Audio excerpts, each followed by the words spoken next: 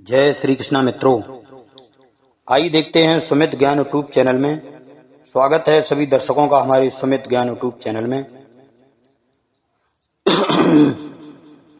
आज आप लोगों के समक्ष में मैं ये बताने के लिए जा रहा हूं कि रवि भामा ने राजा भोज को कौन सी महाराज विक्रमादित्य की कथा सुनाई। रवि भामा ने कहा, मेरा नाम रवि भामा है, राजा भोज। मैंने राजा विक्रमादित्य का अद्वितीय पराक्रम, धैर्य और अतिथि सत्कार देखा है। आप मेरे मुख से राजा विक्रमादित्य के पराक्रम, धैर्य और अतिथि सत्कार की कथा सुने और निर्णय करें कि क्या ऐसे गुण आप में हैं। अगर हैं तो आप अवश्य संसार सिंहासन पर बैठने के अधिकारी हैं। अपनी बात कहकर पुतली रवि भामा ने राजा भोज को महाराज धीराज विक्रमादित्य की एक कथा सुनानी आरंभ की। राजा विक्रमादित्य प्रजापालक राजा होने के साथ साथ प्राकृतिक प्रेमी भी थे, इसलिए उन्होंने अपना एक महल क्षिप्रा नदी के तट पर भी बनवा रखा था। एक दिन वे अपने उसी महल के वाटिका वाले भाग में टहल रहे थे। चारों ओर फैली हरियाली को देखकर चिड़ियों का चहचहाना सुनकर वे आनंद विभोर हो रहे थे। ऐसे मनमोहक वातावरण में अचानक उनके कानों में बचाओ बचाओ की आवाज सुनाई पड़ी। ऐसी करुण आवाज सुनकर महाराज ने आवाज की दिशा में दौड़ लगाई। निश्चित स्थान पर पहुंचकर उन्होंने देखा कि नदी में एक स्त्री, पुरुष व बच्चा डूब रहे हैं तथा प्राण रक्षा हेतु बचाओ बचाओ चिल्ला रहे हैं। बस इतना देखने की देर थी कि राजा ने बिना कुछ सोचे समझे नदी में छलांग लगा दी तथा तेजी से तैरकर पुरुष के पास पहुंचते हुए उन्होंने सोचा, एक साथ ही तीनों प्राणियों को बचा पाना असंभव है और अगर वे उन तीनों के प्राण नहीं बचा सके तो उनके धर्म के विपरीत बात होगी। ये विचार मन में आते ही उन्हें देवी काली द्वारा दिए गए दोनों बेतालों का स्मरण हो आया। उन्होंने उन दोनों बेतालों का तुरंत स्मरण किया। पलक झपकते ही दोनों बेताल राजा की सेवा में आ गए। आज्ञा दीजिए स्वामी, बेतालों ने पूछा।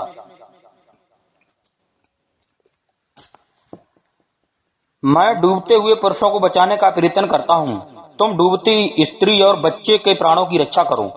राजा की आज्ञा की देर थी। दोनों बेताल डूबती स्त्री और बच्चे को बचाकर नदी के किनारे ले आए। राजा ने अपने प्रयास द्वारा पुरुष को बचा लिया। तीनों को बाहर निकालकर उनकी चिकित्सा की गई। सामान्य अवस्था में आने के बाद राजा ने पूछा, आप लोग कौन हैं और किस कारण प्राण देने की चेष्टा में रत हो गए थे। मैं एक निर्धन व्यक्ति विप्रदास हूँ, पुरुष बोला। यह मेरी पत्नी और बच्चा है। हम आपके राज्य की प्रजा हैं। भयानक गरीबी में जीवन यापन करते करते जब हार गए और कई दिन अन्न का एक एक दाना ग्रहण किए बिना समय गुजारने लगा तो सोचा, ऐसे जीवन से क्या लाभ। यही सोचकर हम तीनों ने नदी में छलांग लगाकर आत्महत्या करने की सोची। परंतु सोचना जितना सरल होता है, करना उतना ही कठिन। हमने नदी में कूदकर प्राण त्यागने का निर्णय तो ले लिया, मगर नदी में कूदने के बाद जीवन का मोह पैदा हुआ। इसी कारण फिर हमने बचाव के लिए पुकार करना और हाथ पैर चलाना आरंभ कर दिया।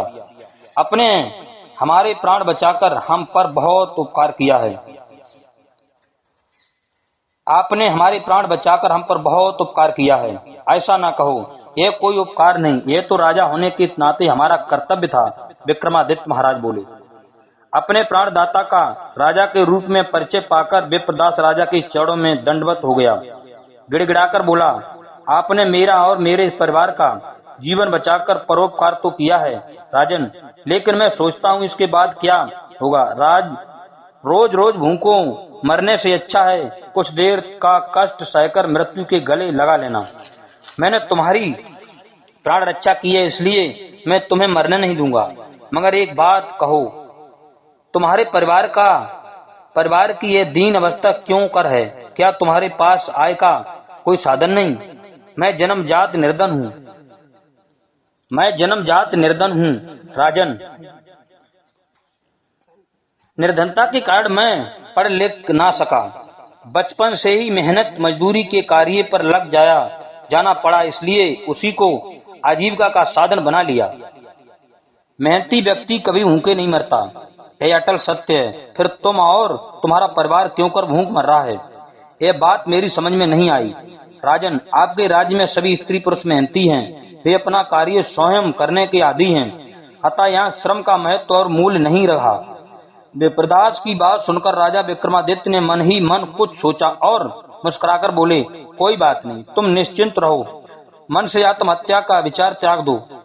आज से तुम मेरे अतिथि हुए, चलकर मेरे साथ महल की अतिथिशाला में रहो, तुम्हें वहां किसी तरह का कष्ट न होगा। आप एक बार फिर सोच लें राजन, विप्रदास बोला। क्या? राजा बोले, मेरे कहने का तात्पर्य है कि अतिथि सत्कार सरल नहीं होता, अतिथि धर्म निभाना हर किसी के बस की बात नहीं होती। मैं निभाने का पूरा प्रयास करूंगा। राजन, हम लोग निर्धनता के साए में पले बड़े हैं, इसलिए हमारे खान पान रहन सहन का ढंग बिल्कुल अलग है। बड़े लोगों की भांति हम महल के नियमों कानूनों से अनभिज्ञ हैं। ऐसा न हो कि बाद में हमें अपमानित होना पड़े। तुम लोग जिस ढंग से चाहो रहना सहना, तुम्हारी स्वतंत्रता और रहन सहन की स्वच्छंदता में कोई बाधक ना बनेगा, यह राजा का वचन है। और इस प्रकार उन तीनों को वचन देकर राजा विक्रमादित्य अपना अतिथि बनाकर महल में ले आए। राजमहल की अतिथिशाला में उन्हें ठहराकर नौकर चाकरों को इस बात का निर्देश दे दिया कि उनके रहने खाने पीने की व्यवस्था की पूरी तरह देखभाल राज्य की ओर से की जाए। इस प्रकार ब्राह्मण अपने परिवार सहित महल में अतिथि बनकर रहने लगा। धीरे धीरे उन्होंने अतिथि कक्ष में उपद्रव मचाना शुरू कर दिया। वे अपनी मर्जी से जगह जगह थूकने, मलमूत्र त्याग करने लगे, जिसकी वजह से महल में दुर्गंध फैलने लगी। सेवकों ने राजा से ब्राह्मण परिवार के रहने सहने के ढंग पर शिकायत की, तो ब्राह्मण परिवार उन्हें भी सताने लगा। राजा सब कुछ जानते हुए भी चुप रहे। उन्होंने कहा कि सफाई की व्यवस्था की जाती रहे, ब्राह्मण परिवार को रहने सहने के ढंग पर पूरी आजादी दी जाए। कुछ समय पश्चात अतिथिशाला के हर हिस्से में इतनी दुर्गंध फैल गई कि उनकी सेवा में लगे नौकर दुर्गंध को सहन न कर पाने की वजह से भाग खड़े हुए। हे राजा ने प्रयास करके नए सेवकों को लगाना चाहा, पर फिर उन्होंने सोचा कि वचन तो हारे हुए हैं, सेवकों को कष्ट क्यों दिया जाए। अतिथि सत्कार का धर्म निभाना तो उनका कर्तव्य बनता है। वे अपनी कर्तव्य निष्ठा से पीछे नहीं हटे। यह सोचकर वे स्वयं उनके अतिथि सत्कार में तन मन से लग गए। यहाँ से खाने पीने के पात्र उठाओ, ब्राह्मण की पत्नी ने कहा। जल लाओ, प्यास लगी है। ब्राह्मण ने चीख कर राजा से कहा। विक्रमादित्य स्वयं भाग भाग कर उनके लिए पानी भोजन लाते, सफाई करते। आप अकेले यह सब क्यों करते हैं? आपके सेवक कहाँ गए? विप्रदास ने प्रश्न किया। सेवकों की आप चिंता न करें, आपका सबसे बड़ा सेवक सेवा में उपस्थित है, आप आज्ञा करते रहें, राजा विक्रमादित्य ने विनम्र भाव से कहा। राजा विक्रमादित्य ने उनके अतिथि सत्कार में कोई कसर नहीं उठा रखी।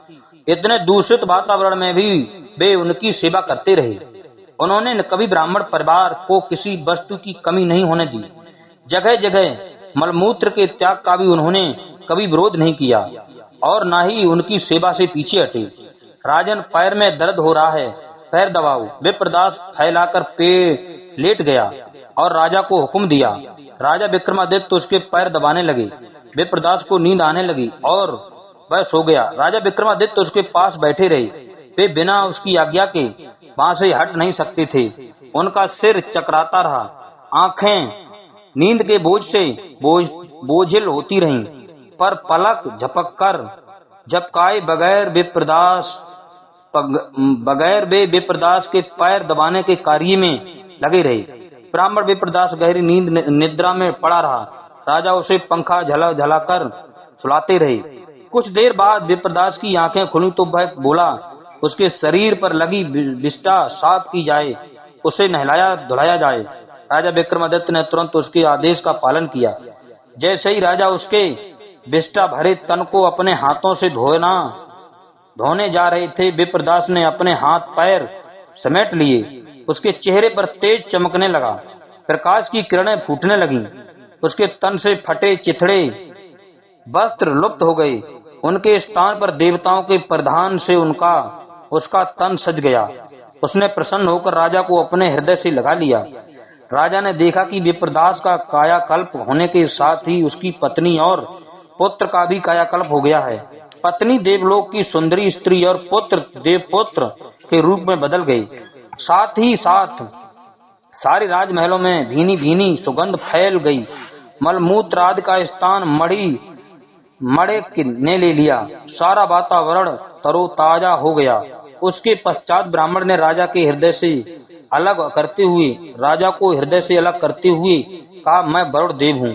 राजा विक्रमादित्य, मैं सब परिवार तुम्हारे अतिथि सत्कार और प्रजापालक होने की परीक्षा लेने आया था।